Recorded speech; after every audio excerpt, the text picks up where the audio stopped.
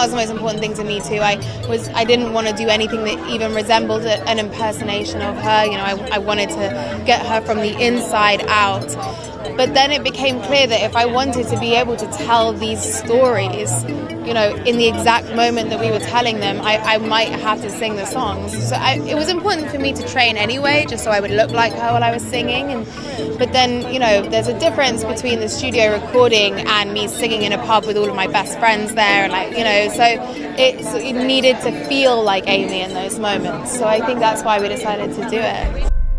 I want people to hear my voice. And just forget their troubles for 5 minutes. The rooms that I was working in, like, often didn't have any mirrors. It wasn't about like what you looked like, except that when you're playing a distinctive character, it has to be recognizable.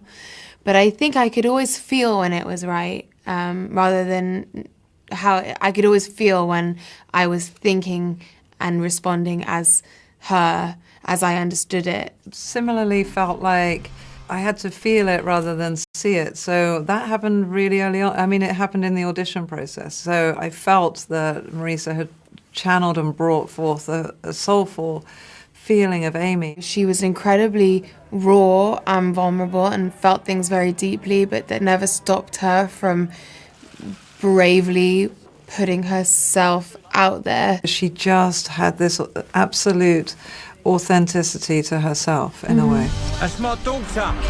That's my Amy. I think the wonderful thing about this film is that the villain of the piece isn't Blake and it isn't Mitch, it's addiction. And I think I want this film to do two things that I think it does. It celebrates the brilliance of Amy. It makes us realise how lucky we were to have her in our lives. But also, I hope it makes people more compassionate about those who suffer from addiction and their families as well.